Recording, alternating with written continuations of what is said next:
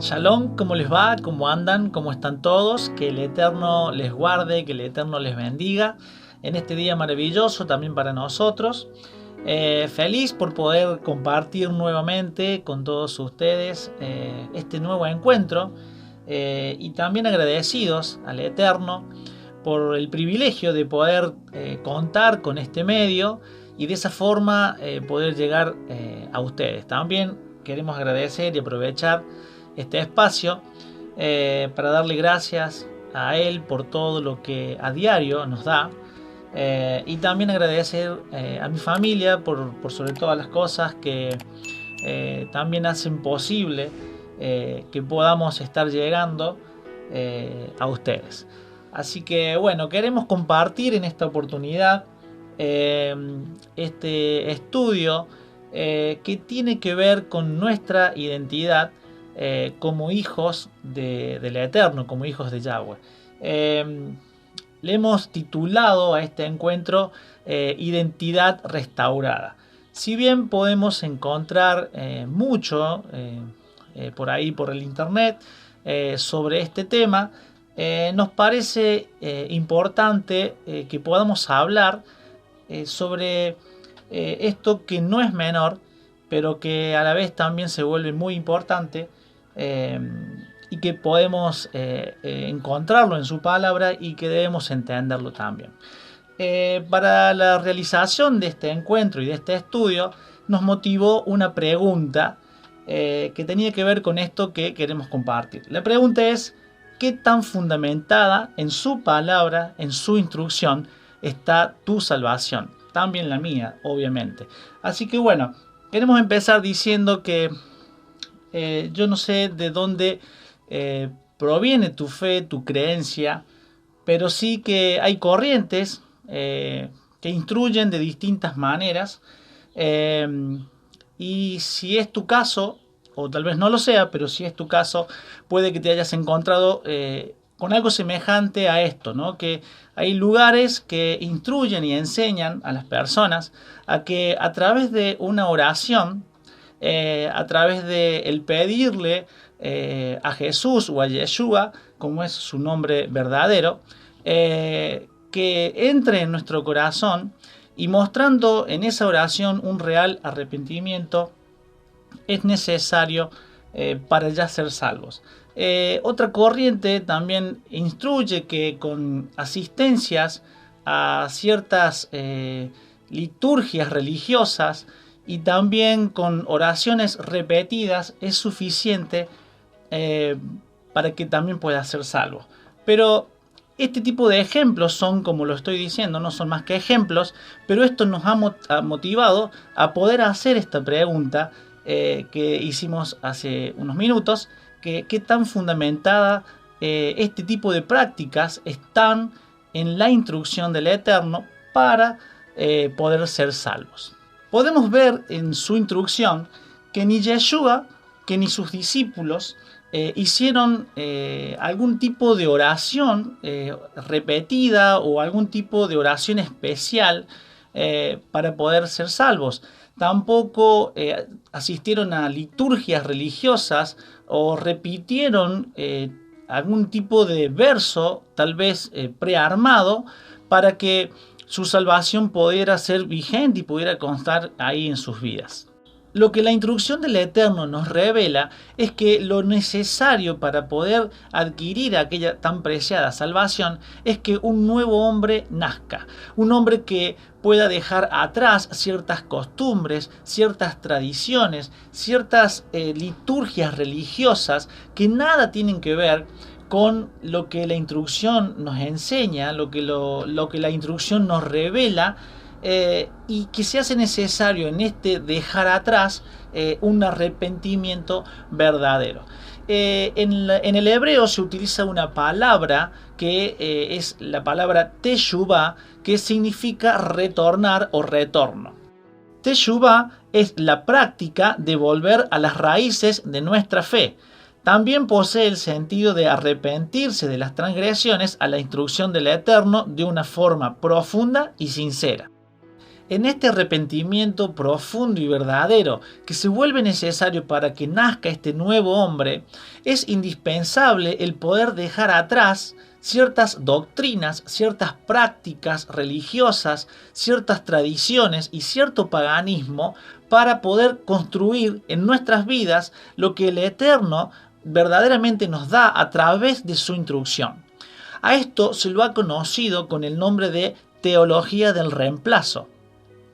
La teología del reemplazo es la doctrina pagana que enseña que la iglesia cristiana reemplazó a Israel como pueblo de Dios porque éste rompió el pacto y negó a Yeshua como el Mesías. Hacer las cosas de corazón para el Eterno es muchas veces la excusa con la que fundamentamos el hacer las cosas a nuestra propia manera. Pero ¿qué nos dice su instrucción acerca del corazón? Jeremías capítulo 17 versículo 9. Engañoso es el corazón más que todas las cosas y perverso. ¿Quién lo conocerá? Primera de Samuel capítulo 16 versículo 7. Y Yahweh respondió a Samuel: no mires a su parecer ni a lo grande de su estatura, porque yo lo desecho, porque Yahweh no mira lo que mira el hombre, pues el hombre mira lo que está delante de sus ojos, pero Yahweh mira el corazón. La Escritura, desde principio a fin, nos insta a poder cumplir con la instrucción del Eterno y creer y pensar que solo el pueblo judío es quien debe cumplir con lo que está escrito es el mayor de los engaños. El cristianismo asienta sus bases en que ahora estamos bajo la gracia y ya no más bajo la ley, usando citas bíblicas semejantes a esta. Romanos capítulo 6, versículo 14. Porque el pecado no se enseñoreará de vosotros, pues ya no estáis bajo la ley, sino bajo la gracia. Efesios capítulo 2, versículo 8. Porque por gracia sois salvos, por medio de la fe, y esto no de vosotros, pues es don de Dios. Cuando se lee este tipo de citas bíblicas, muchas veces se ignora el hecho de que el apóstol Pablo no siempre que se refiere a la ley se está refiriendo precisamente a la instrucción del Eterno, sino que muchas veces se está refiriendo a otro tipo de leyes, como por ejemplo la ley del pecado y la muerte. También puede ser la ley del Espíritu, la ley de la justicia, la ley de los fariseos, las obras de la ley, también conocidas como el Takanot, que son básicamente mandamientos y también instrucciones de hombres que fueron agregados a la verdadera ley del Eterno, conocida como la Torá. Romanos capítulo 6, versículo 15. ¿Qué pues? ¿Pecaremos porque no estamos bajo la ley, sino bajo la gracia? En ninguna manera. Entonces debemos preguntarnos, ¿qué es pecar? Según Primera de Juan, capítulo 3, versículo 4, nos dice que todo aquel que continúa pecando está violando la Torá. En verdad, el pecado es la transgresión a la Torá. La pregunta que cabe hacernos entonces es ¿por qué no todos obedecen? Y la respuesta sencillamente es porque no todos son ovejas. Veamos lo que nos dice nuestro Mesías en el libro de Juan capítulo 10 versículo 26 y 27. Pero vosotros no creáis porque no sois de mis ovejas. Como os he dicho, mis ovejas oyen mi voz y yo las conozco y me siguen. El libro de Romanos, capítulo 8, versículos 7, 8 y 9, nos dice algo semejante. Por cuanto los designios de la carne son enemistad contra Yahweh, porque no se sujetan a la ley de Yahweh, ni tampoco pueden, y los que viven según la carne no pueden agradar a Yahweh. Mas vosotros no vivís según la carne, sino según el Espíritu. Y si es que el Espíritu de Yahweh mora en vosotros. Si alguno no tiene el espíritu del Mesías, no es de él. En las Escrituras, cada vez que se utiliza la palabra ovejas, metafóricamente se está haciendo referencia a aquellos que fueron escogidos por Yahweh como su pueblo, como su nación, y esta es Israel. Lo que significa entonces que para poder ser salvos debemos ser parte de aquel pueblo escogido, de aquella nación santa, la cual conocemos con el nombre de Israel. Entonces, la pregunta ahora es, ¿qué somos y qué debemos ser? cristianos, israelitas, hebreos, gentiles. Bueno, la verdad es que el abanico es muy grande, pero vamos a tratar de entender este punto. Se nos enseñó que al acto de creer que Yeshua murió por nuestros pecados y nos dio salvación y vida eterna, nos convertiría en verdaderos cristianos, pasando de muerte a vida. Pero bíblicamente a ese mismo acto se lo conoce como convertirse en un hebreo. Veamos lo que nos dice su palabra.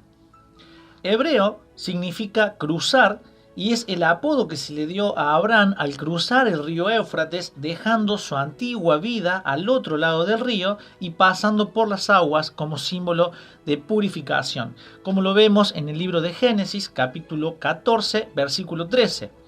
Y vino uno de los que escaparon y lo anunció a Abraham el hebreo.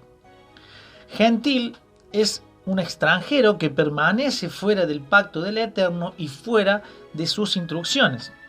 Un israelita es aquel hebreo descendiente de Jacob, nieto de Abraham, a quien Yahweh le cambió el nombre por Israel, y de quien descienden las 12 tribus reconocidas por el Eterno como su nación. El libro de Génesis, capítulo 32, versículo 28, nos dice así: Y el varón le dijo, no se dirá más tu nombre Jacob, sino Israel, porque has luchado con Elohim y con los hombres y has vencido. Veamos un ligero resumen a través del Antiguo Pacto con el objetivo de poder llegar hasta el Mesías. Jacob, también conocido como Israel, con sus 12 hijos que luego formaron las 12 tribus. José, uno de los hijos de Jacob, quien fue vendido por sus hermanos a Egipto. José mismo, que interpreta el sueño del faraón y se convierte de esa forma en el gobernador de la tierra de Egipto. Jacob, junto a sus 12 hijos, habitan en Egipto movidos por el hambre. El pueblo de Israel se multiplican en aquella tierra de Egipto y se convierten de esta forma en esclavos, lo que hizo necesario que Yahweh, a través de Moisés, de ya haberlo llamado, libere a su pueblo, libere a su nación. Israel durante 40 años permaneció en el desierto, lugar donde reciben la instrucción, la Torah del Eterno. Yahweh llama a Josué para entrar, para que guíe a su pueblo a la tierra prometida. Allí en ese lugar se establecen como nación y nombran a reyes, Saúl, David y el rey Salomón. Durante el reinado de Roboam se divide el reino. Por un lado, el reino del norte, con 10 tribus, también conocido como Casa de Efraín, quienes fueron tomados por Asiria y fueron dispersados de esa forma por el mundo. Y por el otro lado, el reino del sur, con 2 tribus, la tribu de Judá y la tribu de Benjamín. También junto a ellos los levitas fueron tomados por Babilonia y regresan a Jerusalén luego de 70 años y ya allí se establecen como el pueblo judío conocido hasta la fecha. Se levantan profetas anunciando al Mesías y finalmente nace el Mesías descendiente de David de la tribu de Judá. Yeshua, el Mesías, y su verdadero propósito: liberar de la condenación del pecado a los hijos de Israel, también conocidos en las Escrituras como los dispersos, o casa de Efraín, casa de Israel o reino del norte. Él respondió y dijo: no soy enviado sino a las ovejas perdidas de la casa de Israel. El libro de Mateo, capítulo 15, versículo 24. Otro propósito del Mesías es buscar y salvar lo que se había perdido, porque el Hijo del Hombre vino a buscar y a salvar lo que se había perdido, como lo dice el libro de Lucas, capítulo 19, versículo 10. Un tercer propósito es cumplir y dar a conocer la Torah, la instrucción del Eterno y también a los profetas. Eso lo podemos encontrar en el libro de Mateo, capítulo 5, versículo 17, quien nos dice así el mismísimo Mesías: no penséis que he venido para abrogar a la ley y a los profetas, no he venido para abrogar, sino para cumplir. Otro propósito del Mesías, establecer el reino de los cielos aquí en la tierra, como lo vemos en el libro de Mateo, capítulo 6, versículo 10, venga tu reino, hágase tu voluntad como en el cielo, así también en la tierra. Y un final propósito que nosotros al menos hemos encontrado y nos pareció bien compartir, que es el quitar el pecado del mundo, como lo dice el libro de Juan, capítulo 1, versículo 29, el siguiente día vio Juan a Yeshua que venía a él y dijo, he aquí el Cordero de Dios que quita el pecado del mundo. Finalmente nos parece propicio agregar que el propósito de la Torá es llevarnos al Mesías y que el objetivo del Mesías fue, es y seguirá siendo el volvernos a la Torá a fin de poder restaurar a Israel como su nación santa. Debemos entender que restaurar no es hacer algo nuevo, sino que restaurar es volver a su estado original lo que se había perdido. Por esto murió y resucitó nuestro Mesías. Según Levítico capítulo 17 versículo 11, el sacrificio de expiación o el derramamiento de sangre bastaba con librarnos del pecado. Pero Yeshua resucitó en un cuerpo renovado para poder restaurar la alianza con Israel y con todo aquel que quisiera formar parte del pueblo escogido por el Eterno, santificándolo a través de su palabra. Yeshua dejó en claro en su palabra que si le amamos y creemos en él, debemos guardar sus mandamientos, así como él guardó la instrucción del Padre. Está claro que la observancia de la Torá no trae salvación, sino más bien entendemos que guardamos la Torá porque por amor y por misericordia fuimos salvados. Y esa salvación nos da la libertad de poder elegir cumplir con la voluntad del Padre escrita en su palabra. Debemos entender esta paradoja. Creer en Yeshua nos hace salvos. Y Yeshua es la Torá hecha carne. Si creemos en Yeshua, entonces creemos en su palabra, porque de él escribieron Moisés y los profetas. Y por el contrario, si rechazamos la Torá y los escritos antiguos, entonces estaríamos también rechazando la promesa de un Mesías Salvador. Juan capítulo 5 versículos 46 y 47. El Mesías nos dice lo siguiente: porque si creyeseis a Moisés, me creeríais a mí, porque de mí escribió él. Pero si no creéis en sus escritos, ¿cómo creeréis en mis palabras? Un dicho muy popular dice que aquella persona que desconoce de dónde viene difícilmente sepa hacia dónde va. Por esto es que surge la necesidad de que podamos volver a nuestras raíces, a aquellas raíces que nos negaron y nos ocultaron durante tanto tiempo. Desde el Génesis hasta el Apocalipsis, el Eterno nos alienta a la obediencia y al conocimiento con el fin de poder discernir entre su palabra y aquellas costumbres paganas o doctrinas religiosas que nos alejan de su amor, que nos alejan de su protección, que nos alejan de su fidelidad y que por sobre todas las cosas nos han robado nuestra verdadera identidad, la de ser un hijo legítimo de Yahweh. Deseamos de todo corazón que este estudio acerca de nuestra verdadera identidad pueda servirte, que puedas allí en tu casa hacer tus deberes, hacer tus análisis, poder buscar la verdadera instrucción en su palabra y poder conocer de dónde venimos y hacia dónde debemos ir. Que esto que estamos viendo pueda hacerte de mucha bendición y de mucho provecho.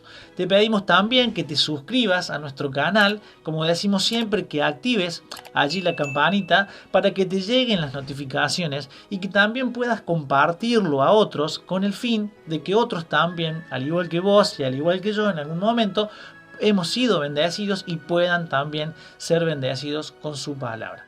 Que el Eterno te guarde, que el Eterno te bendiga, que Él haga resplandecer su rostro sobre tu vida, también sobre tu familia, y te dé shalom.